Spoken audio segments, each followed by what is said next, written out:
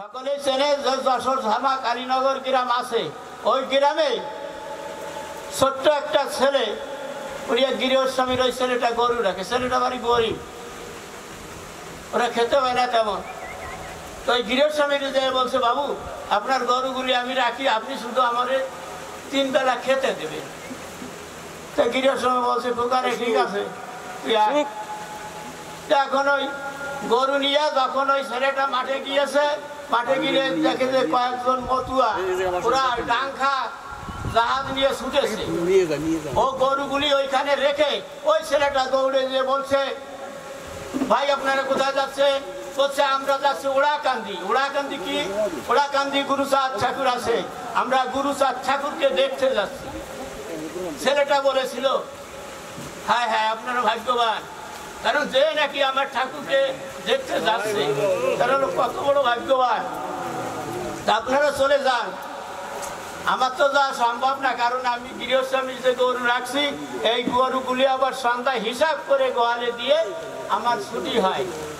আমি যান, আপনার চলে যান, আমি তো যেতে পারলাম না। ওই ছেলেটা সারা রাত বাড়ি এসে চিন্তা করছে কার কথা? মুক্তি বাড়ি দিয়ে আমার গুরুচাঁদ ঠাকুরের কথা। ওই গুরুচাঁদ ঠাকুরের কথা ওই ছেলেটা ভুলছে না, কোনো সময় ভুলছে না। ছেলেটা শুধু হায় হায় করছে, গুরুচাঁদ না জানি আমার গুরুচাঁদ ঠাকুর কেমন অন্তর্যামী, উনি অন্তরের খবর জানি।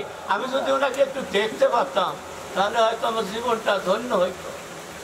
দেখবো আমার গুরুচাঁদ ঠাকুর কিরকম। পরের দিন ওই ছেলেটা গরু নিয়ে যখন আবার মাঠে গিয়েছে, যাওয়ার পরে দেখা যায় আজকে আবার কয়েকজন লোক ডাঙ্কার নিশান নিয়ে ছুটেছে। বলছে, ভাই কোথায় যাচ্ছ?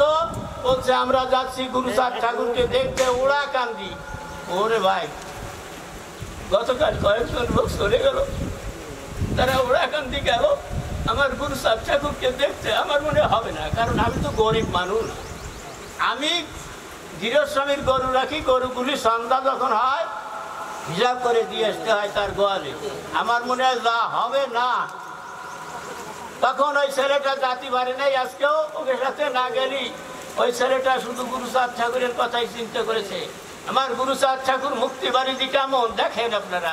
গুরুচাঁদ ঠাকুর পরের দিন কি করেছে? ওই ছেলেটা যখন গরু নিয়ে মাঠে গিয়েছে, আমার গুরুচাঁদ ঠাকুর বালক বেশ ধারণ করে ওই ছেলেটার কাছে গিয়ে বলছে, খোকারে তোর গরুগুলি আমার কাছে দে, আমি রাখি।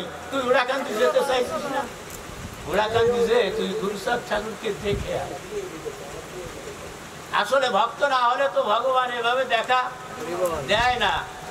তাই ওই গুরুচাঁদ ঠাকুর বালক বেশ ধারণ করে যখন এসে ওই ছেলেটাকে বলেছে, খোকারে তোরে আরবার বলি, ওই গরুগুলি তোর গরুগুলি আমার কাছে দে, আমি রাখি, তুই ওড়াকান্দি যা।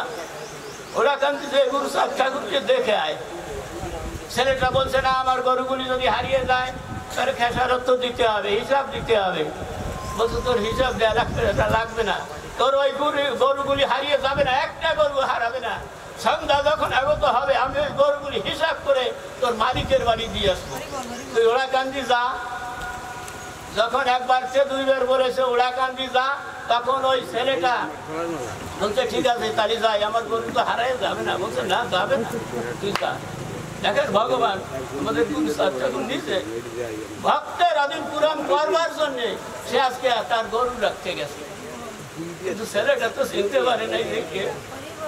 ওই ছেলেটা হাঁটা দিয়েছে, হাঁটতে হাঁটতে যখন আড়ুকান্দির খাল পার হয়েছে, একটা লোকের কাছে জিজ্ঞাসা করেছিল, ভাই ওড়াকান্দি আর কত দূর?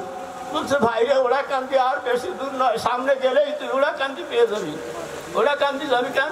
বলছে, আমি গুরুচাঁদ ঠাকুরকে দেখতে যাবো, গুরুচাঁদ ঠাকুরের সঙ্গে আমি প্রেমালিঙ্গন করবো। বলছে, যা চলে যা, হেঁটে যা। হেঁটে ছেলেটা বাড়ি চলে গেছে, ওড়াকান্দি ঠাকুর বাড়ি। ঠাকুর বাড়ি যখন গিয়েছে, ওই ছেলেটা এদিক ওদিক না তাকায় একদম ডাইরেক্ট চলে গিয়েছে গদি ঘরে। গদি ঘরে যে এরকম প্রণাম করেছে, প্রণাম করে যখন তাকাইছে দেখে যে গুরুচাঁদ ঠাকুর। হায় হায়, আমার গরুগুলি তো এনার কাছেই রেখে এসেছি।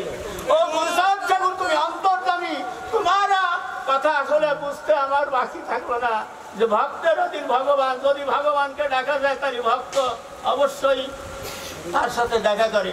আজকে আমার